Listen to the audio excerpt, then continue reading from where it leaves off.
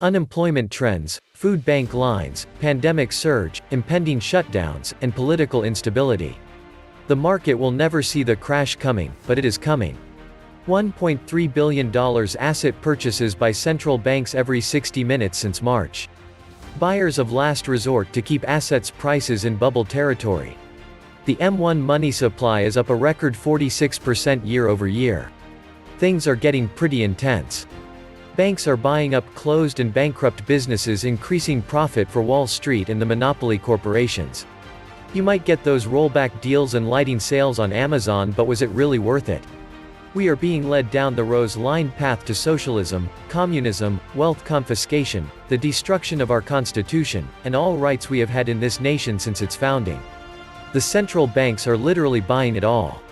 These bankers are destroying the lives of hundreds of millions of people. Counterfeiting money to make purchases is not buying, it's stealing.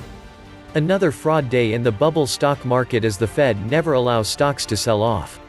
0% money was easy, to prop up their big tech friends. One doesn't even need a community college economics degree to know what would happen. Now they want to channel more money to big tech and weaken banks and the oil and gas industry. I am all for getting rid of coal, but this feel-good Fed Green Deal response only helps other countries to step in and fill the void, as windmills and solar panels are a long way from meeting our energy needs.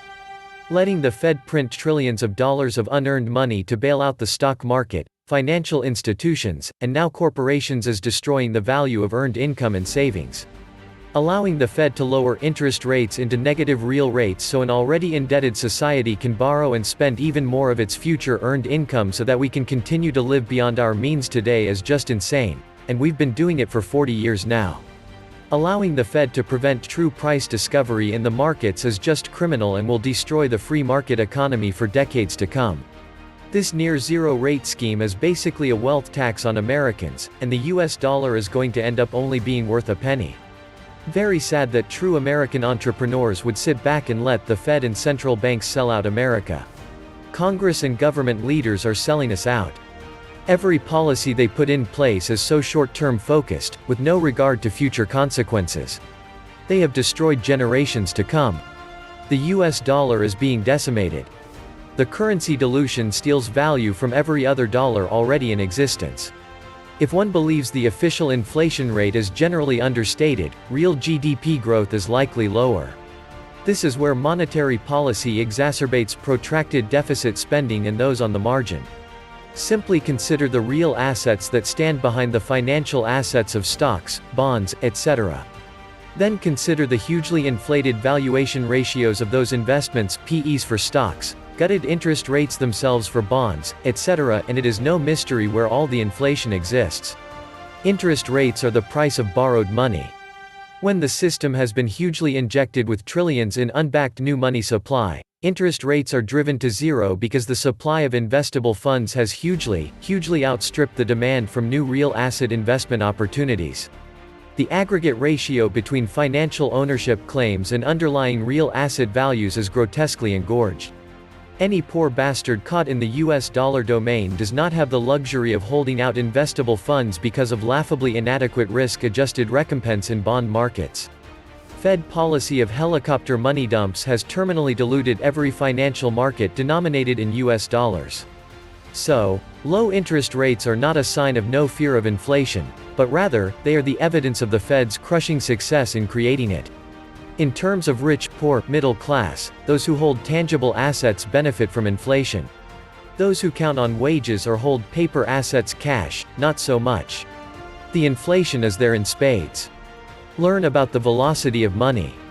The inflation is in the assets. QE money chased assets while the real economy has struggled to recover. The recovery has been very selective, hence inflation showing up in 25% of the population through wealth creation. The bottom 75% who hold little assets cannot stimulate enough activity in the real economy for inflation to show. This cycle has been different in so many ways. A flat yield curve might not, in fact, be an early sign of recession since it's the central banks disrupting the yield curve. It could be a false flag. We are heading towards recession, but keep an open mind and a balanced portfolio. We are in uncharted waters here. There is definitely something more dark and sinister going on in the background. January 1, 2021, all FDIC banks must make digital wallets available to all customers. Something is about to crash. Welcome back to the Atlantis Report. You are here for your daily dose of the truth, the whole truth, and nothing but the truth. Please take a second to hit the like button, hit the subscribe button, and don't forget to also hit the notification bell. Many of you have asked me where they can buy silver and gold bullion. You will find in the description box the links where you can buy American Silver Eagle, silver bars, or rounds. I highly recommend that you start stacking some silver bullion for the future. How short-sighted is the federal government? The CARES Act was a rush job that just created a whole new class of winners and losers. And some of the winners of the stimulus are zombie businesses that provide no real value. The federal government should have provided massive stimulus into the national infrastructure. This is needed on so many levels. In fact, our infrastructure is falling apart and rotting since the baby boomers in Congress decided decades ago they did not care about the future. Even in 2017, Trump scrapped the infrastructure update proposal. Not only does infrastructure investment provide the highest long-term ROI, but it also would improve the standard of living for everyone. Oh, and it would stimulate the economy now, and long-term, as these national projects would drive demand for employment and get people back to work. Each day the magical buying comes in to support the market. How long until they own all the assets? The idea behind QE is to buy the assets at high prices no one else will pay using their fiat dollars to keep liquidity in the market. Is that right?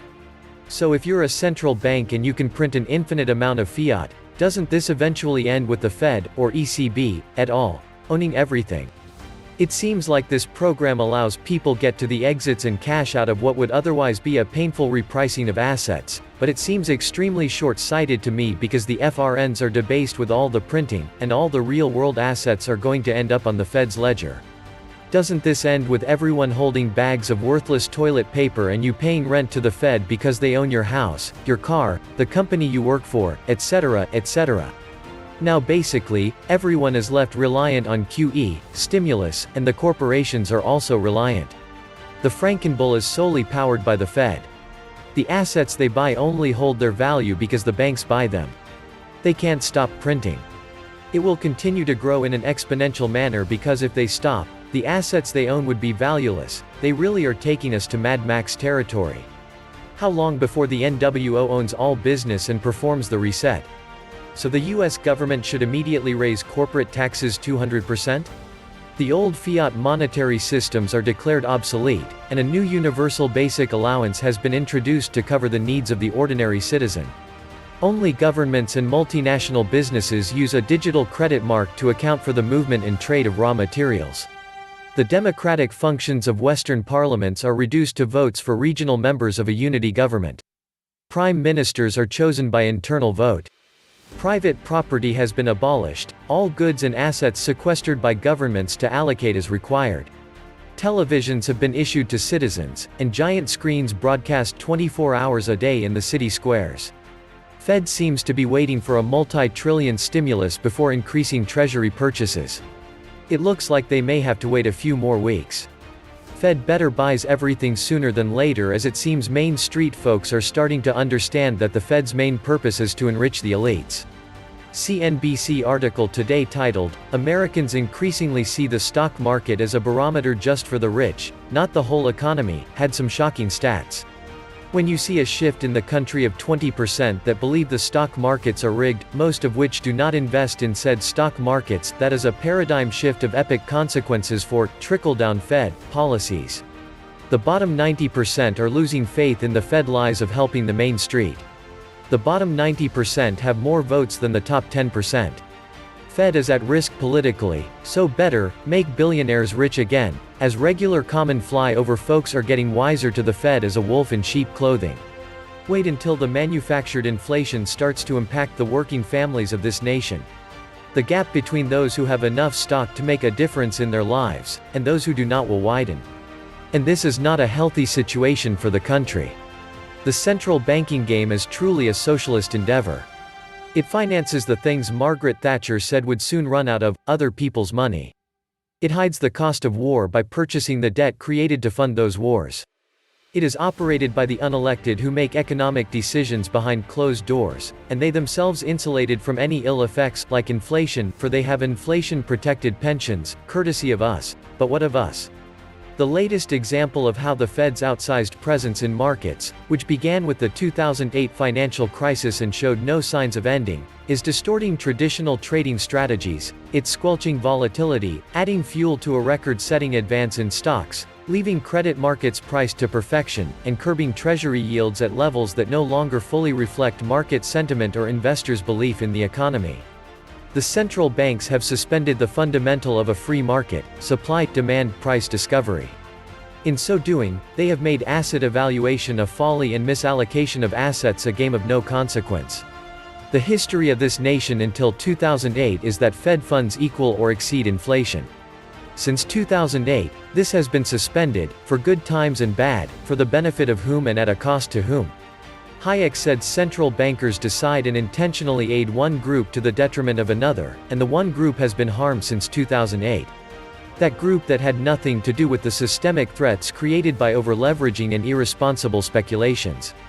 Here's the process as I see it. 1. Overvalued asset classes start falling as holders finally notice that income streams don't match overheated valuations.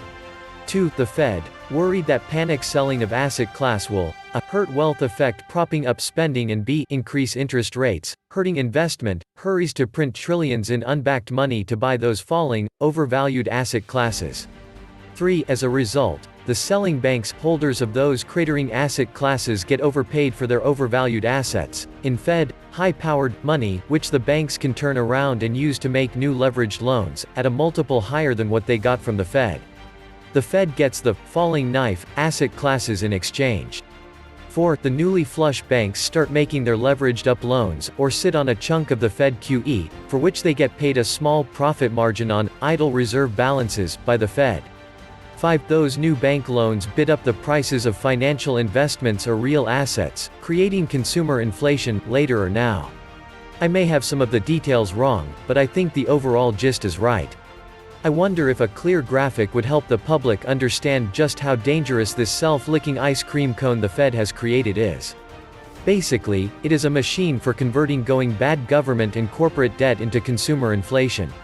That doesn't seem to be fully registered with the public, and I wonder if that is because no one is laying out the basically simple 4 or 5 steps involved. Only those who own some fertile land over freshwater, some livestock, and seeds, gold, silver, guns and ammo, a long way from big cities, will survive this mess. The elites pushing the insanity will of course run away where no one can lamppost them. This was the Atlantis report. Please like, share, leave me a comment, subscribe. And please take some time to subscribe to my backup channels. I do upload videos there too. You'll find the links in the description box. You will also find a PayPal link if you want to make a donation. Thank you wholeheartedly to all those of you who have already donated. Stay safe and healthy, friends.